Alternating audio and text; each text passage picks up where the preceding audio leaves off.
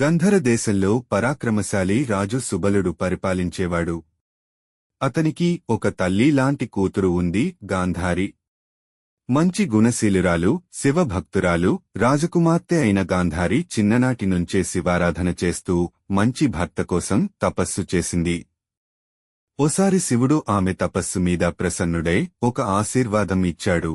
నీ భర్తకు శతపుత్రులు పుడతారు, కాని అతడు అంధుడై ఉంటాడు. ఆ ఆశీర్వాదాన్ని విని శివుని సంకల్పంగా భావించి గాంధారి అంగీకరించింది. కాలం గడిచింది. అప్పటికి హస్తినాపురంలో ధృతరాష్ట్రుడు యౌవనంలో ఉన్నాడు. శక్తివంతుడు కాని పుట్టుకతో కళ్ళు చూడలేని అంధుడు. భీష్ముడు ఆయనకు ఉత్తమమైన వధువును వెతికే సందర్భంలో గాంధారిని ఎంపిక చేశాడు. శకుని తన చెల్లెలును ఒక అంధుడికి ఇచ్చే నిర్ణయాన్ని ఊహించలేకపోయాడు. నా చెల్లెలు పుట్టుకతో తెలివగలది, రాజకుమార్తె. ఆమె భర్త కనులు లేకుండా ఎలా జీవించగలడు అని బాధపడ్డాడు.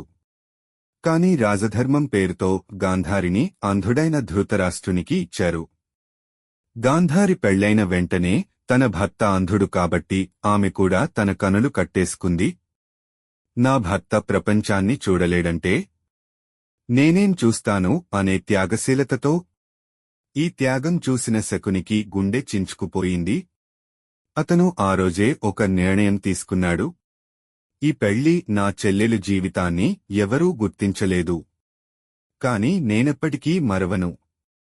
కొన్ని పురాణాల ప్రకారం శకుని కుటుంబానికి జరిగిన అన్యాయం ఏంటి అంటే, భీష్ముని ఆహ్వానంతో గాంధారి తండ్రి సుబలుడు మరియు అతని కుటుంబమంతా హస్తినాపురానికి వెళ్లారు. అక్కడ వారికి గౌరవం లేదు, బదులుగా బంధనంలో పెట్టారు. ఆకలితో ఒక్కొక్కరుగా చనిపోయారు. చివరికి ఒక్క శకునే బతికి మిగిలాడు. ఈ సంఘటన శకునిని పూర్తిగా మార్చేసింది. ఆయన హృదయం కోపంతో నిండి ప్రతీకారానికి అంగీకరించిపోయింది. శకుని పశ్చాత్తాపం ఇప్పుడు ప్రతీకార బుద్ధిగా మారింది. అతని దృష్టిలో ఈ మొత్తం బాధకి కారణం భీష్ముడు, పాండవులు, కురువంశపు ధర్మమనే మాయ. అప్పటినుంచి శకుని ఈ దుర్యోధనుని దగ్గరికి వచ్చాడు. అతనిలో అహంకారాన్ని పెంచాడు. ధర్మరాజుని జూదంలో మాయగా ఓడించే వ్యూహం రూపొందించాడు. పాండవులను వనవాసానికి పంపించాడు. చివరికి కురుక్షేత్ర యుద్ధానికి బీజం వేశాడు.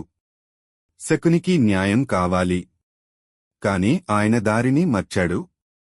ఆయన ధర్మ మార్గం కాకుండా మాయ మార్గాన్ని ఎంచుకున్నాడు.